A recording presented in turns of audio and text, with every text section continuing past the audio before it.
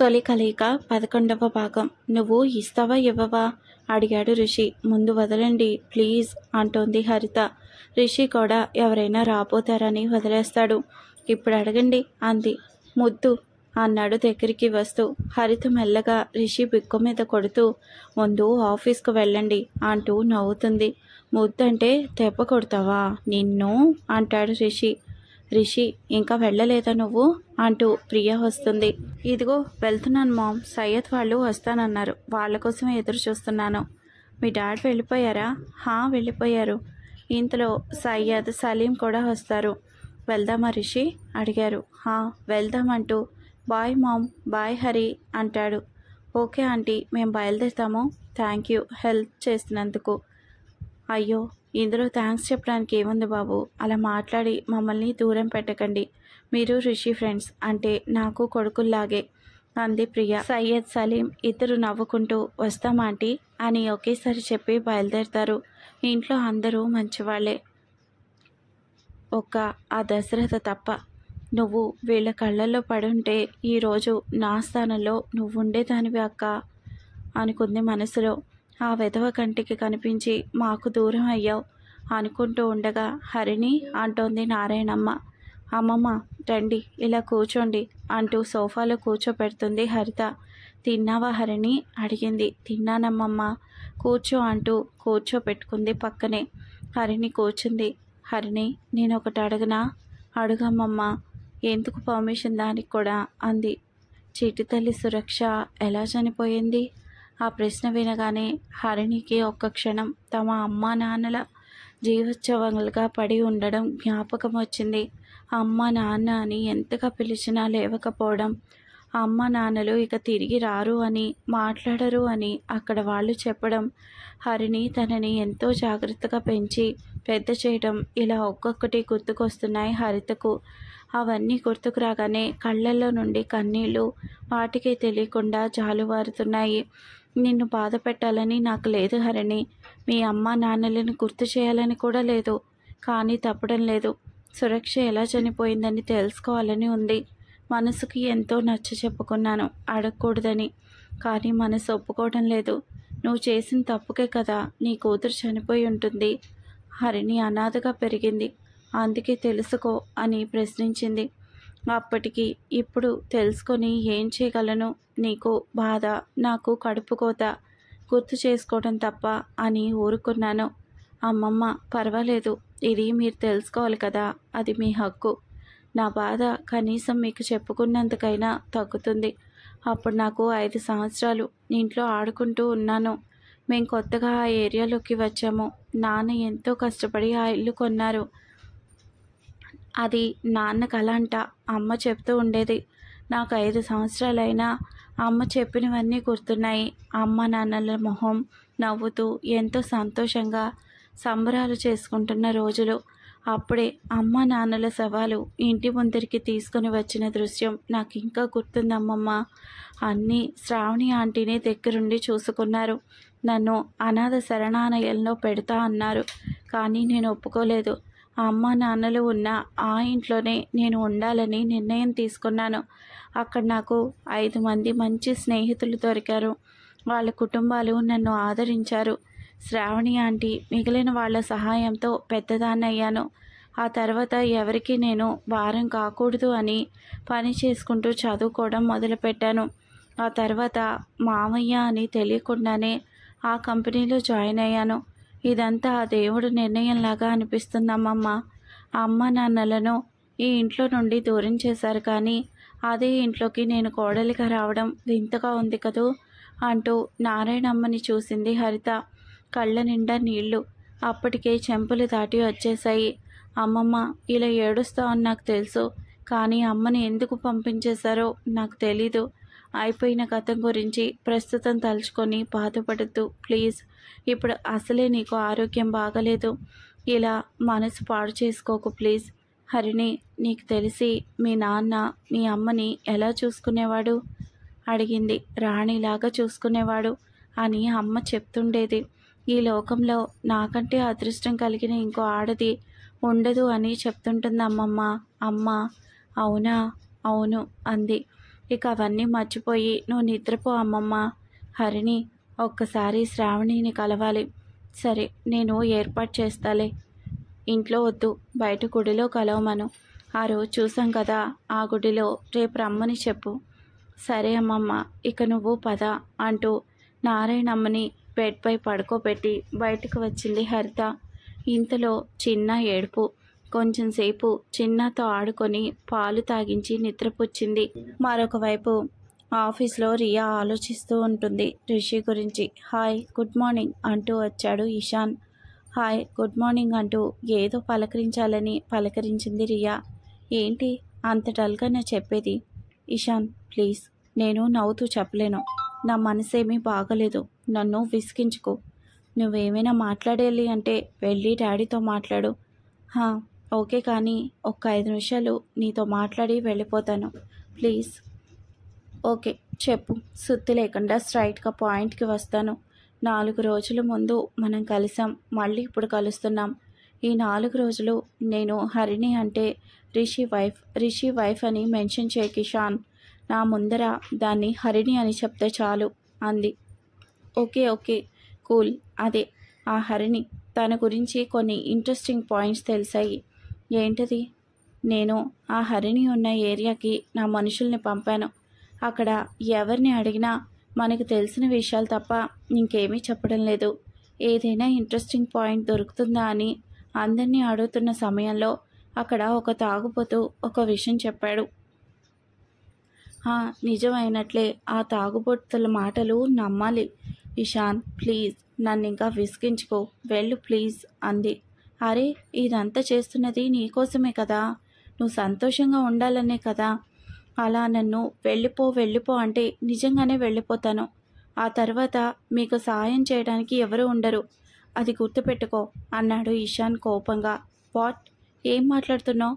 ఇప్పుడు నువ్వు సహాయం చేయకపోతే మాకు ఆ హరిణిని ఏమి చేయలేమా అంటూ గట్టిగా నవ్వుతూ క్లాప్స్ కొడుతూ వాట్ వండర్ఫుల్ జోక్ అంటూ అలాగే నవ్వుతూ ఉంది రియా.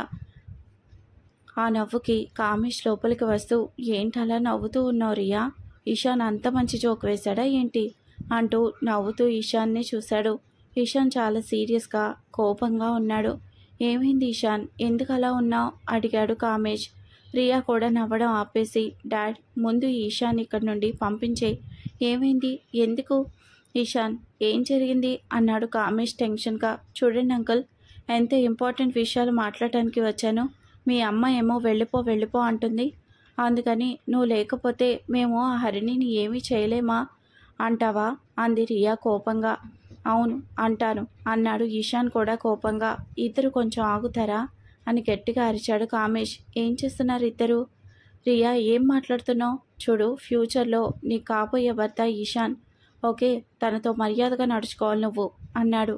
రియా షాక్ అవుతూ అలాగే చూస్తూ ఉంది కామేష్ని. ఏంటి, నేను చెప్పింది అర్థమైందా అన్నాడు కామేష్. వాట్? నా కంఠంలో ప్రాణం ఉండగా అలా జరగదు. అండ్ నేను ఆ హరిణిని తప్పించి రిషికి భార్యగా వెళ్ళాలని అనుకుంటుంటే మీరేమో ఈ ఈశాన్కి నాకు పెళ్ళి అంటారా? మతిపోయిందా డాడ్ మీకు అంది రియా. రియా, మతి నాకు కాదు నీకు పోయింది. అందుకే పెళ్ళయ్యి బిడ్డ ఉన్న ఆ రిషిని పెళ్లి చేసుకోవాలనుకుంటున్నావు. ఇంకా అది కూడా ఆ రిషి హరిణిని ప్రేమిస్తున్నాడంట. ఈ విషయం తెలుసా నీకు? నో, అలా జరగదు. అలా ఎలా? రిషి దాన్ని ప్రేమిస్తాడు. నేను ఎంతగా తనని ప్రేమించానని రిషికి తెలీదా? నా ప్రేమ కనిపించలేదా ఆ కంటికి? హౌ డేర్ హీ అంటూ కోపంతో ఊగిపోతుంది రియా. ఇదంతా పక్కన పెట్టు, ముందు ఈశాన్ ఏం చెప్తాడో విను అన్నాడు కామేష్. డాడ్ అంది Riya. Riya, do what I'm saying అన్నాడు కళ్ళు పెద్దవి చేస్తూ కామేష్. ఈశాన్ నువ్వు చెప్పు, అసలు విషయం ఏంటి? అంకుల్, హరిణి ఒక అమ్మాయి కాదు, హరిణిలాగే ఇంకో అమ్మాయి ఉంది. కానీ ఆ అమ్మాయి ఈ మధ్యనే చనిపోయింది. తన పేరు హరిత. యాక్సిడెంట్లో చనిపోయింది. హరిత కవల పిల్లలు అంటూ ఈశాన్ చెప్తూ ఉంటే రియాతో పాటు కామేష్ కూడా షాక్ అయ్యాడు. అంతేకాదు, హరిణిని ఆ రోజు అంతమొందించింది యాక్సిడెంట్లో కదా అనుకుంటూ ఆ రోజుని గుర్తు చేసుకుంటాడు. ఇప్పుడు అందువల్ల మనకేంటి లాభం ఇషాన్? చనిపోయింది రిషితో కలిసిన అమ్మాయి కాదు, ఇంకో అమ్మాయి. అలాంటప్పుడు మనకి ఈ విషయం ఎలా ఉపయోగపడుతుంది అసలు? దీన్ని అట్టుగా పట్టుకొని మనం ఏం చేయాలని నీ ఉద్దేశం అంది రియా. కామేష్ మాత్రం తన ఆలోచనలో తను ఉంటాడు. ఉంది రియా, హరిణి ఇంట్లో వాళ్లకు ఏం చెప్పింది? తను ఒక్కతే అమ్మాయి అని. అసలు హరిత చనిపోయిన విషయం ఎందుకు చెప్పలేదు? అందులో ఏదో రిస్క్ ఉందనే కదా చెప్పుండదు. అది కనుక్కొని ఆ హరిణిని ఇంటి నుండి గంటేయొచ్చు కదా. అవును కదా అంటూ రియా మొహంలో చిన్న నవ్వు. అప్పుడు నేను మళ్ళీ రిషిని పెళ్లి చేసుకోవడానికి అవకాశం ఉంటుంది కదా అంది ఆనందంతో. కానీ నాకు పెళ్ళి అంటున్నాడు మీ డాడీ. అయినా నువ్వు అంటూ ఆగిపోయింది రియా. చూడు రియా, మామూలుగా అయితే అంకుల్ చెప్పింది ఆ రిషి సంతోషంగా ఉండకూడదు అని. నీకు రిషికి పెళ్లి చేయాలనే ఉద్దేశం అంకుల్కి లేదు. సో నేను ఓకే అనే అనుకున్నాను. ఆ హరిణిని బాబుని ఏమైనా చేసి రిషి జీవితంలో కోలుకోలేని దెబ్బ కొట్టాలని అనుకున్నాను అంకుల్ సంతోషం కోసం. కానీ ఇక్కడికి వచ్చాక నిన్ను చూశాక, నువ్వు రిషి మీద పెంచుకున్న ప్రేమని గుర్తించాక నిన్ను రిషిని కలపాలని అనుకున్నాను. అందుకే హరిణి గురించి 4 రోజులు ఎంక్వైరీ చేశాను. అందులో ఈ విషయం బయటపడింది.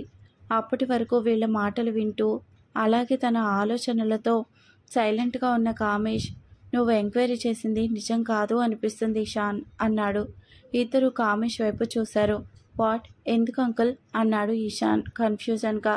ఎందుకంటే నాకు తెలిసి చనిపోయింది హరిణి, అంటే రిషితో శారీరకంగా కలిసి బిడ్డను కన్న తల్లి. ఎందుకు అలా అనిపిస్తుంది మీకు డాడ్ అని అడిగింది రియా. ఎందుకంటే అంటూ హరిణిని దశరథ కలవడం, వాళ్ళు యాక్సిడెంట్ చేయడం అన్నీ చెప్పాడు కామేష్. వాట్ డాడ్, ఏం చెప్తున్నారు మీరు? అంత కన్ఫ్యూజన్గా ఉంది. అసలు ఇంట్లో ఇప్పుడు ఉండేది హరిణినా లేక హరితనా? అవును, అలాగే కన్ఫ్యూజన్గా ఉంది. ఇప్పటి వరకు ఒక క్లారిటీ ఉంది, బట్ మీరు చెప్పాక ఇంకోలా ఉంది అన్నాడు ఈశాన్ కూడా. కామేష్ నవ్వుతూ, బట్ నాకు మాత్రం కన్ఫర్మ్ అనిపిస్తుంది. మేం చేసిన యాక్సిడెంట్లో హరిణి చనిపోయింది అని అనుకున్నాము. కానీ రిషి రియా పెళ్లిలో హరిణిని బిడ్డతో సహా చూసి ఇద్దరం షాక్ అయ్యాం. అక్కడ ఏమైనా మాట్లాడితే మేం చేసిన విషయం గురించి మేమే చెప్పాల్సి వస్తుంది, లేదా హరిణి చెప్పేస్తుంది. అసలు ఆ విషయం కూడా చెప్తుంది అని అనుకున్నాము. కానీ మా అదృష్టం యాక్సిడెంట్ విషయం చెప్పలేదు. ఆ తర్వాత మేము హరిణి గురించి ఎంక్వైరీ చేస్తే తెలిసింది మేము యాక్సిడెంట్ చేసిన రోజు ఎవరో దారిన పోయేవాడు హరిణిని హాస్పిటల్లో అడ్మిట్ చేశాడని, బిడ్డని కనింది అని. ఆ తర్వాత తను కూడా నార్మల్ అయ్యి ఒక 10 రోజుల్లో డిశ్చార్జ్ అయింది అని. కానీ నాకు ఇప్పుడు అర్థమైంది ఏంటంటే అవన్నీ అబద్ధాలు. హరిణికి యాక్సిడెంట్ అయి హాస్పిటల్లో జాయిన్ అయిన తర్వాత బిడ్డను ఆపరేషన్ చేసి బయటకు తీసి ఉంటారు. బట్ హరిణి ప్రాణాలను కాపాడి ఉండలేకపోయి ఉంటారు. హరిణిలాగే ఉన్న హరిత ఆ బిడ్డను కన్నట్లుగా హరిణి స్థానంలో హరిత వచ్చి ఉంటుంది. ఎందుకంటే హరిణి కోరిక తీర్చడానికి, రిషి బిడ్డని రిషికి చూపించాలని, తన వంశంలోనే పెరగాలని హరిణి కోరిక. అది చనిపోయినా కూడా ఇంకో అమ్మాయి ద్వారా తీర్చుకుంటుంది.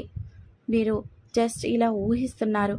అదే జరిగిందని మనకి కన్ఫర్మ్గా తెలియదు కదా డాడ్ అంది రియా. ఒక దారి ఉంది. ఒకటి, ముందు హరిణిని అడ్మిట్ చేసిన హాస్పిటల్ వాళ్ళని బెదిరించో భయపెట్టో అసలు ఏం జరిగిందనేది తెలుసుకోవాలి. ఇంకొకటి, హరిత అసలు ఇద్దరు ఇప్పటి వరకు కలిసి ఉంటున్నారా అని అడిగాడు. లేదంకుల్, హరిత అమెరికాలో డాక్టర్ చదువుతోంది. ఈ సంవత్సరమే కోర్స్ కంప్లీట్ అయింది. ఇంకా ఇండియాకి వచ్చేయాలి అనుకుంటున్న సమయంలో అక్కడ యాక్సిడెంట్ అయి చనిపోయినట్లు ఇన్ఫర్మేషన్ అన్నాడు ఈశాన్. నో, చాలా పక్కాగా ప్లాన్ చేసుకున్నారు. ఏదో కథలు చెప్పడానికి కానీ. ఫ్లైట్ టికెట్స్ హరిణికి యాక్సిడెంట్ అయ్యాక ఖచ్చితంగా తన వాళ్ళు హరితకి ఇన్ఫర్మేషన్ ఇచ్చుంటారు. సో అప్పటికప్పుడు రావాలంటే కేవలం ఫ్లైట్ మాత్రమే ఛాన్స్. సో ఖచ్చితంగా హరిత గురించి ఎయిర్పోర్ట్లో తెలుస్తుంది. ఈ ఆధారాలన్నీ అడ్డు పెట్టుకొని తనను ఇంటి నుండి గంటేయచ్చు. ఆ తర్వాత నీకు రిషికి పెళ్ళి. కొన్ని రోజులు ఆ బిడ్డను భరించు. ఆ తర్వాత వాడి పీడ కూడా వదిలిస్తాను అని అంటున్నాడు కామేష్. అంకుల్, అసలు ఎలా నిజం చెప్తారు? మీరు హరిణిని చంపించింది మీరు అంటే ఆ రిషి సైలెంట్గా ఉంటాడు. తన దగ్గరికే మిమ్మల్ని పంపిస్తాడు. నిజమే ఇషాన్, నువ్వు చెప్పింది. అందుకే మనం ఈ సమయంలో దశరథని ఎమోషనల్గా వాడుకోవాలి. ప్రూఫ్లన్నీ కనుక్కొని ఆ తర్వాత దశరథ ముందుకు వెళ్ళి నిన్ను మోసం చేసి ఈ ఇంట్లోకి కోడలుగా వచ్చింది అని మనమే తనకు చెప్పాలి. అప్పుడు ఆ దశరథకు ఎలాగో బుర్రలో ఏమీ ఉండదు. నేను చెప్పినట్లు వింటుంటాడు. కొంచెం అలా అలా తికమక పెట్టాను అంటే కథ వేరేలా ఉంటుంది ఇషాన్. ఇదంతా వినడానికి చాలా బాగుంది డాడ్. చేయడానికి కూడా చాలా బాగుంటుంది బేబీ అన్నాడు. ఇంకో వారం రోజుల్లో ఆ ఇంట్లో ఒక శుభకార్యం. శ్రావణ శుక్రవారం పూజ జరిపిస్తుందట ఆ పెద్దావిడ. ఆ రోజే మనం ఇచ్చే షాక్లతో ఆ ఇంట్లో వాళ్లకు మతి పోవాలి. ఇషాన్, ఆ రోజు లోపల మనం అనుకున్న పనులన్నీ జరిపించు. ఆధారాలతో సహా అన్నీ ముందు పెడితే అప్పుడు ఆ హరిణి అలియాస్ హరితకు ఉంటుంది అసలైన పూజ అన్నాడు కామేష్. Okay uncle. నిజంగానే నాకు రిషికి పెళ్లి జరుగుతుందా డాడ్ అడిగింది రియా. ఈ డాడ్ జరిపించేలా చేస్తాడు రియా, యూ డోంట్ వర్రీ అన్నాడు కామేష్. నువ్వు వెళ్ళి రిషిని కలు. ఈరోజు ఆఫీస్కి వచ్చాడంట అన్నాడు కామేష్. అవునా, మరి ఇప్పుడు చెప్తున్నావేంటి డాడ్ అంది సంతోషంగా రియా. ఆ విషయం చెప్పడానికి వచ్చాను, కానీ ఇక్కడ ఇంకేదో జరుగుతుంటే అందులో పడిపోయాను అన్నాడు కామేష్. నేను ఇప్పుడే వెళ్తాను అంటూ పరుగు తీసింది బయటకు వేరే బ్రాంచ్కు వెళ్ళడానికి. అదే మెయిన్ బ్రాంచ్ దశరథది. పిచ్చి పిల్ల రిషి మీదనే ప్రాణాలు పెట్టుకుని ఉంది అంటూ ఇషాన్ని చూశాడు కామేష్. ఇషాన్ రియా వెళ్ళిన వైపే చూస్తూ ఉంటాడు. సారీ ఇషాన్, ఏదో కోపంలో మీ డాడ్కి కాల్ చేసి నీకు రియాకి పెళ్ళి అని చెప్పేశాను కానీ అంటూ నసుకుతున్న కామేష్ని. అదేం పర్వాలేదు అంకుల్, రియాకి రిషి అంటే ఎంతో ఇష్టం. అది నేను తనని కలిసిన మొదటి రోజే అబ్జర్వ్ చేశాను. అందుకే వాళ్ళిద్దరిని కలపాలని అనుకున్నాను అన్నాడు ఇషాన్ నవ్వుతూ. Thank you Ishan. ఈ వెధవ రిషికి మాత్రం నా బిడ్డ ప్రేమ కనిపించడం లేదు. అంతా నా కర్మ అంటూ తల కొట్టుకుంటాడు కామేష్. పర్వాలేదు అంకుల్, మనం తెలిసేలా చేద్దాంలే, మీరు టెన్షన్ అవ్వకండి అన్నాడు ఇషాన్ నవ్వుతూ. ఓకే ఇషాన్, నాకు మీటింగ్ ఉంది, నేను వెళ్తాను, యూ క్యారీ ఆన్ అని వెళ్ళిపోయాడు కామేష్. రియా ఎంతో సంతోషంగా కారులో వెళ్తూ ఋషిని తలుచుకుంటూ వెళ్తూ ఉంటుంది. ఊహలు కుసకుసలాడే నా హృదయం ఊకిసలాడే అంటూ పాట పాడుకుంటూ కార్ డ్రైవింగ్ చేస్తూ ఋషిని ఆ సాంగ్లో ఊహించుకుంటూ ఉంటుంది రియా. కామేష్ వెళ్ళిపోయాక రియా క్యాబిన్లో ఉన్న రియా ఫోటో చూస్తూ, పిచ్చి కామేష్, పిచ్చి రియా. చూస్తూ చూస్తూ ఎవరైనా ఇంత అందం దాంతోపాటు వచ్చే ఆస్తిని వదులుకుంటారా? ఆ రిషి కాకపోతే పిచ్చి వాళ్ళ ఉన్నాడు ఆడు. మీకు సహాయం చేస్తున్నట్లే మీ కంటికి కనిపిస్తూ ఎలా మిమ్మల్ని నా దారికి తెచ్చుకుంటానో చూస్తూ ఉండండి అంటూ మనసులో అనుకుంటున్నాడు ఇషాన్. మరొక ఎపిసోడ్ వినడం కోసం ఛానల్ని సబ్స్క్రైబ్ చేసుకోవడం మర్చిపోకండి. ఈ కథ కనుక నచ్చితే తప్పకుండా లైక్ చేసి సబ్స్క్రైబ్ చేసుకోండి. Thanks for listening.